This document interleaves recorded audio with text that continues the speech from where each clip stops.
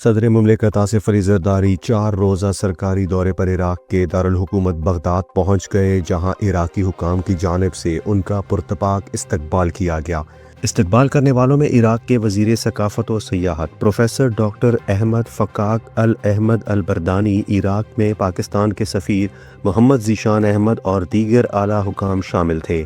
دورے کے دوران صدر مملکت کی عراقی قیادت سے اہم ملاقاتیں متوقع ہیں، جن میں باہمی دلچسپی کے مختلف شعبوں میں تعاون بڑھانے پر تبادلہ خیال کیا جائے گا۔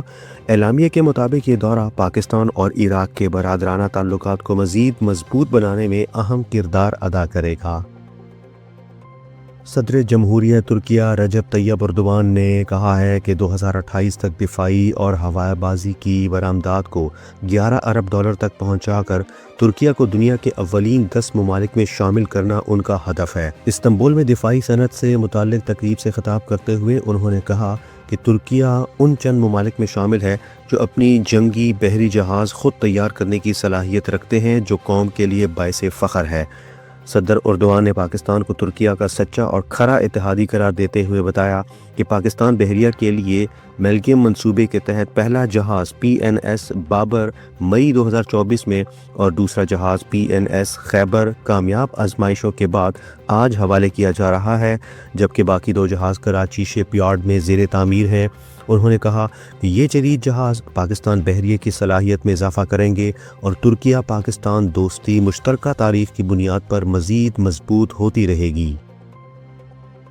اسرائیلی فضائی حملوں کے بعد اسرائیلی زمینی افواج نے مقبوضہ گولان ہائٹس سے پیش قدمی کرتے ہوئے شامی صوبے کنیتریا میں 2 چیک پوائنٹس قائم کر دیے ہیں۔ عرب میڈیا کے مطابق یہ پیش رفت شام کے جنوبی علاقوں میں اسرائیلی فوجی سرگرمیوں میں اضافے کی نشاندہی کرتی ہے۔ شامی سرکاری ٹی وی نے ان کارروائیوں کو شام کی خود مختاری کی کھلی خلاف ورزی قرار دیا ہے۔ دوسری جانب اسرائیل نے شام پر بڑے فضائی حملے کا دعویٰ بھی کیا ہے، جبکہ رپورٹس کے مطابق گزشتہ 1 سال کے دوران شام میں اسرائیلی فضائی اور ڈرون حملوں کے تقریباً 600 واقعات پیش آ چکے ہیں، جن میں شامی شہریوں اور افواج کو جانی و مالی نقصان اٹھانا پڑا ہے۔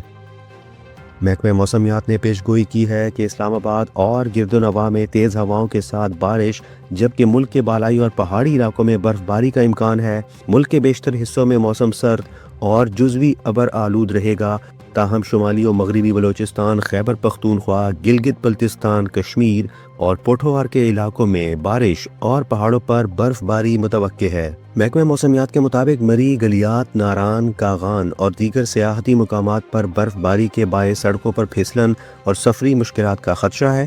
مشرقی پنجاب اور بالائی سندھ میں دھند یا اسموگ برقرار رہنے کا امکان ہے، جبکہ سندھ کے بیشتر اضلاع میں سرد اور خشک موسم رہنے کی پیش گوئی کی گئی ہے۔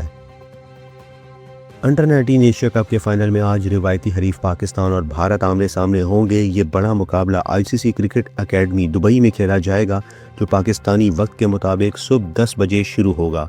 پاکستان نے سیمی فائنل میں دفاعی چیمپئن بنگلہ دیش کو شکست دے کر فائنل میں رسائی حاصل کی، جبکہ بھارت نے سری لنکا کو ہرا کر فیصلہ کن مرحلے تک جگہ بنائی۔ واضح رہے کہ گروپ مرحلے میں دونوں ٹیموں کے درمیان کھیلے گئے میچ میں بھارت نے 90 رن سے کامیابی حاصل کی تھی۔